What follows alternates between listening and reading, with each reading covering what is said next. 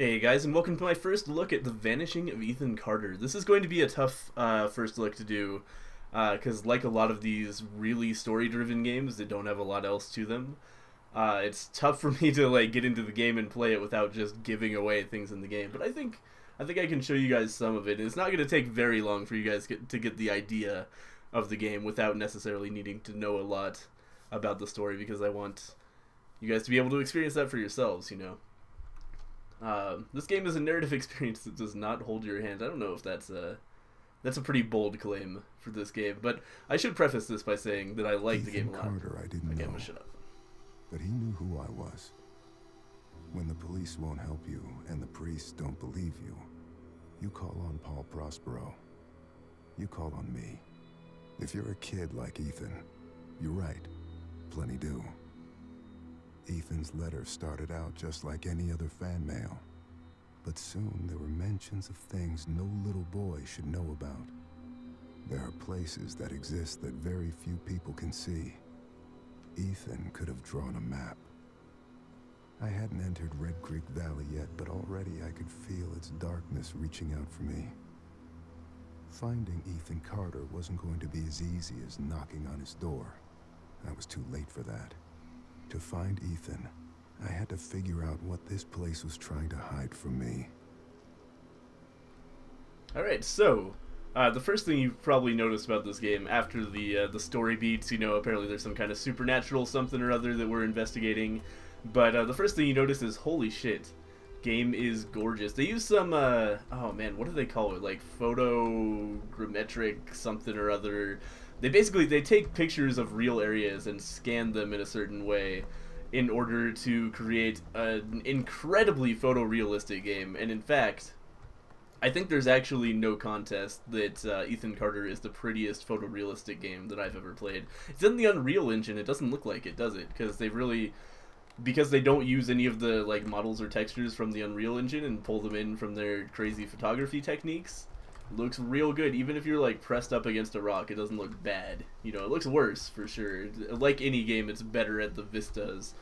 But yeah, really impressive game. And the way this game works is you just walk around and investigate things. And so if we decided to go and investigate this forest, maybe we'd come across something. I can't tell. It's actually hard to find these things, so I'm surprised I haven't found one yet. There we go. Yeah, it's like, holy shit, there's a trap, and then you can hold the mouse button to sense the trap, but nothing happens yet because we would have to find every trap in order to get a story beat there. And I'm going to avoid actually encountering any story beats, so we're just gonna keep going and wander around the environment a little bit and show off the graphics without necessarily going into any of the narrated story beats, but we can kind of see a little bit of what's going on as we go. Seemed like a quiet, ordinary place. I've learned two things in my life. No place is truly quiet, and nowhere is really ordinary. Ethan warned me about that. Warned me not to be fooled by what I saw here. He didn't need to worry. I'd worked dozens of cases, hundreds. This would be my last one. So I think one of the really cool things about this game is that you can actually see most of the area you're going to. Let's see here. We can definitely go all the way around here, then walk on top of that dam. And then that whole area over there is an area that we can explore. I think ending at those rocks in the middle of the screen-ish. And also behind the dam there's some stuff. So the actual playable area makes a really cool vista, and if we get over there then you can see that this area looks pretty fucking cool from the distance as well. So we found a train, and we're gonna do this investigating thing. He's like, what the hell's going on here? There's blood. What kind of blood is it? I don't know. Crankshaft? Where's the fucking crankshaft? And then, the way puzzle solving works a lot of the time is you have to find a bunch of different objects, and so you'll get these words, and then you line them up, and then you can sense, be like, aha! So that's where the crankshaft is. It's over by some rocks and water, and then you go and find that place, and it's in that direction as well. And then by finding all of those objects that are missing, then you can piece together a scene and do some like psychic ghost investigator shit to find out what's going on with it. So that's like the crux of the game, is you're investigating a series of murders. Which, by the way, rest of the corpse? So this guy obviously got his legs run over by a train, which is pretty bad. And then if we follow the blood trail, we could be like, oh, yep, here he is. Blood from legs, blood from fractured skull. Cause of death, blood loss, head trauma. I don't know. So, and then at the corpse, we can touch him and like try to death scene eroded by time, disturbed by third party. Yeah, so over time we would get all of the things and put them back together and basically piece together a 3D puzzle here, and then we would be able to see what played out and progress the story that way. So that's kind of the crux of the gameplay of Ethan Carter, and there's not much more to it than that. If you're looking for any kind of action-packed experience at all, that's that never happens. I've played through the whole game, and there's one pseudo stealth mission, and that's it. It's all very simple.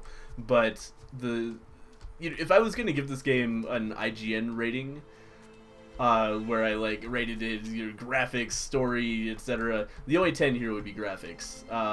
The gameplay is very poor in my opinion.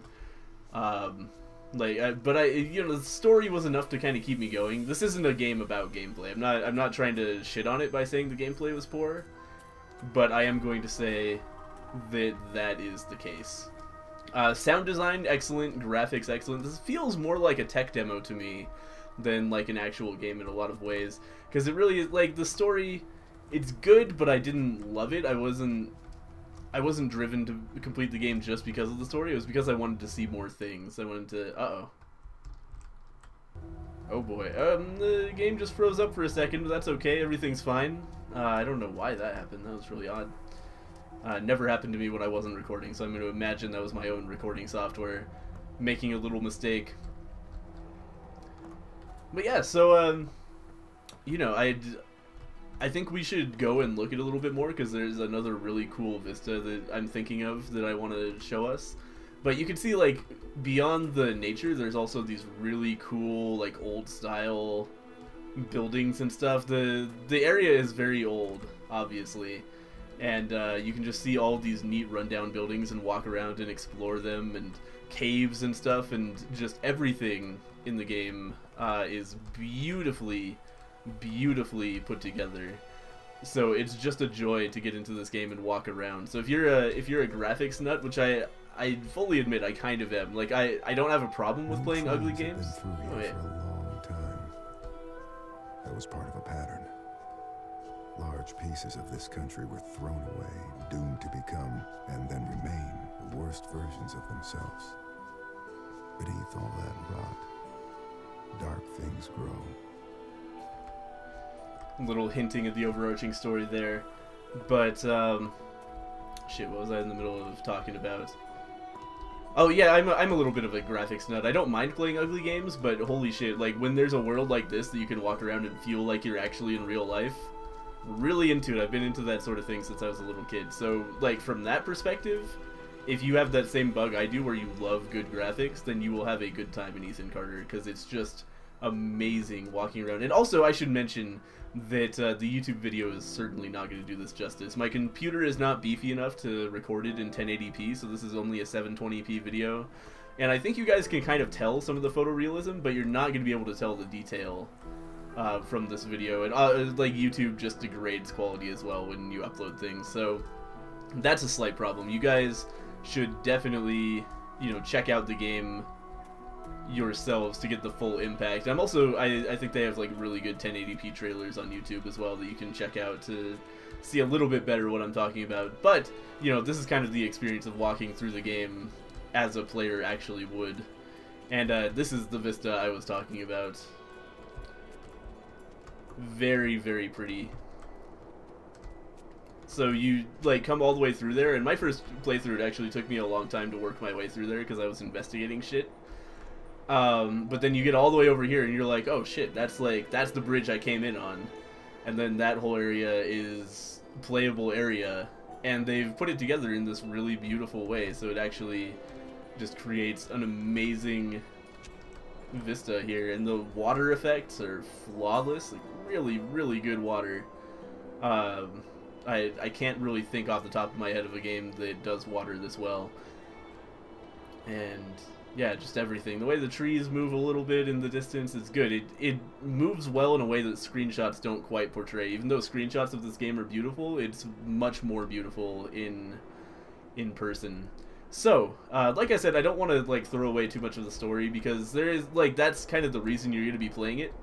So if I play through the story here, then you're going to start playing and be like, oh, I already saw this shit. So I highly recommend, you know, you guys know what you're getting into. There are going to be people out there who are like, I really just want to walk around a beautiful world and experience the story. Ethan Carter is for you. There are people who are going to be like, that looks fucking boring. There is nothing that I can tell you to convince you otherwise. I enjoyed myself with Ethan Carter.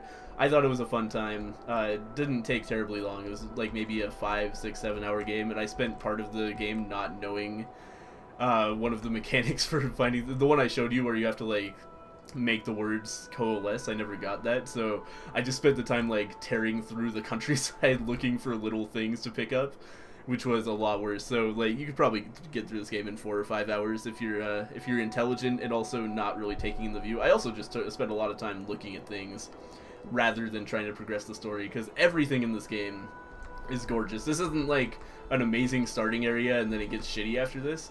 Everything in the game is flawlessly modeled and everything looks so good. So it's a fairly large world of very pretty shit. So I highly recommend checking this out if you want to see that. But again, if you think this kind of game is boring, if you didn't like Gone Home and stuff, probably not going to like The Vanishing of Ethan Carter either. But at any rate, if you want to check it out, there will be a link in the description. It might still be on opening sale. I didn't get the game until late because the PR dude was swamped, so it might be at full price now. It is a little bit of a pricey game for what it is, too, so you might wait for a Steam sale as well if you're kind of on the fence about it.